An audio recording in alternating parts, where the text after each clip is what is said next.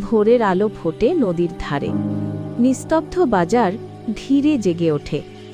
ছোট্ট টুনটুনি বসে আছে, শান্ত চোখে তাকিয়ে নদীর দিকে। জেলেরা শক্ত হাতে জাল টানছে, ঝলমলে মাছ লাফাচ্ছে পানিতে। টুনটুনি মিষ্টি করে ডাক দেয়, ম্যাও, যেন কিছু চাইছে সে। জেলে হাসি মুখে তার ঝুড়িতে তাজা ইলিশ তুলে দেয়। ঝুড়ি মুখে নিয়ে টুনটুনি ধীরে ধীরে বাজারে হাঁটে।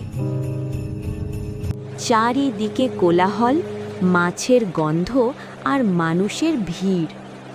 দোকানের পাশে গর্ব করে বসে আছে বাজারের বুদ্ধিমান বিড়াল।